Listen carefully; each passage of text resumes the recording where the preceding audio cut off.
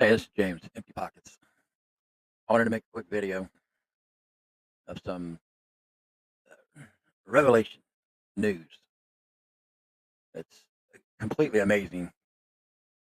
Recently, the Venezuelan President Maduro caved into Trump, and first he wasn't going to take back any of the criminals that we were deporting down to their countries of origin, and then he said he would, and then he even offered up their presidential plane there to come pick them up and take them back.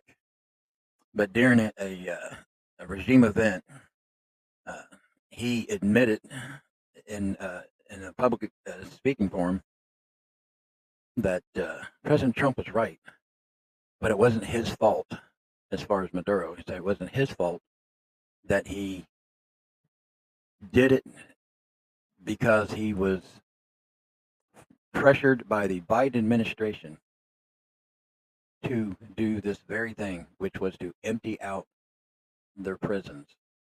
And I guess the Biden administration specifically asked to send this Trende Araga, I think I'm saying it right, gang members, ship them to the southern border. Now, he said that President Biden said that the U.S. would lift their sanctions off of Venezuela if he did this. So he wanted President Trump to know that he was correct when he said that, and that it was not his idea to do it. That it was, this is where it gets crazy, guys. And you can find all this information out. There's a video out on it. And you may not like some of the sources, like Alex Jones is reporting it on his show, and he also has that same video, so you can watch the video on his program if you want to watch it. You can get it on X. But it's amazing how, they talk about deep state.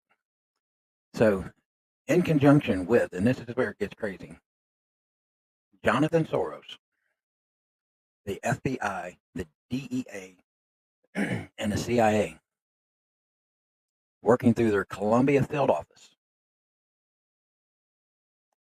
coordinating this, shipping these gang members and other criminals, basically emptying out their prisons, just like President Trump said.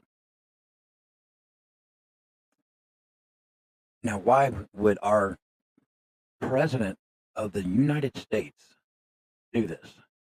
Now, you say maybe President Maduro is, just trying to, suck up to President Trump or whatever.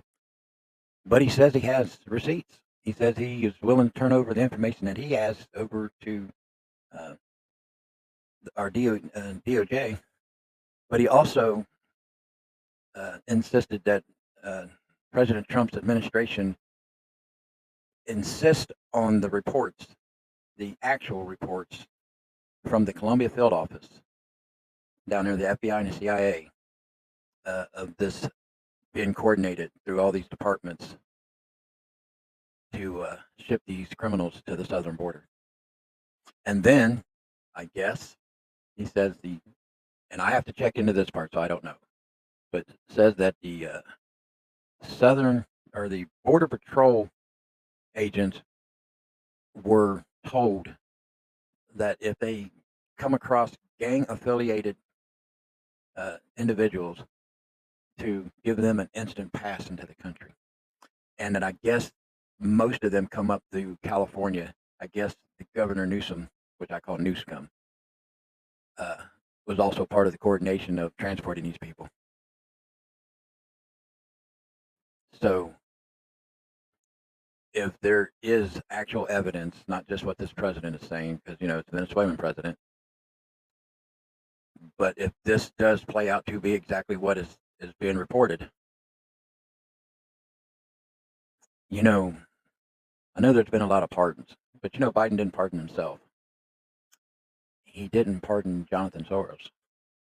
He didn't pardon all these FBI, DEA, CIA agents, or even to me, even the Border Patrol agents that allowed this to happen. Because you hear much too often when egregious things are being done that I was just doing my job.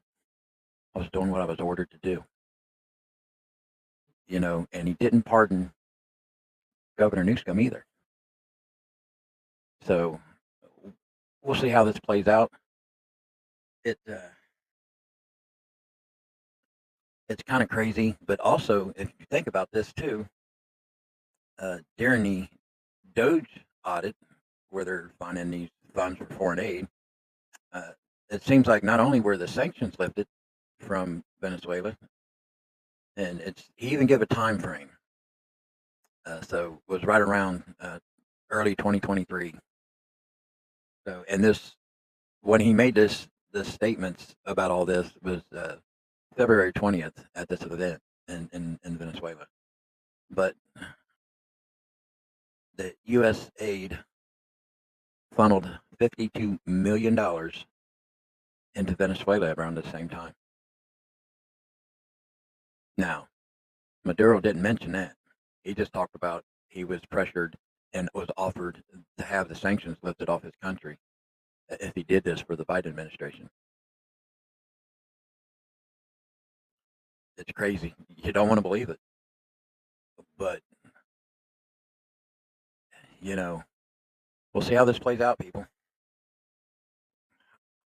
I was going to do a live stream, but I decided I needed to make this quick video and put it out there because my live stream wouldn't be for another, because this is like 2 a.m. in the morning right now, because I couldn't sleep. I wanted to get this out, and I know you can find this stuff in other outlets, but for those who haven't seen it and maybe will see this, you look into it yourself, research it. Don't take my word for it, because I wouldn't looked at it. Now, I also have another disclaimer. The video of him saying this is obviously in their language, so I have to trust that the translation that was done is correct and true. Saying that is what it is. So this is going to be short, sweet, to the point. I'll keep you updated on what I find, and hopefully, when I say hopefully, what's sad about this is none of this is being reported in the mainstream news. It's got to be done through the newest way of getting your news information is through podcasting and internet news and X. I guess even Tucker Carlson is going to be putting something out about this too. So look forward to that. So, but I'm gonna get off here. I just want to put that out there.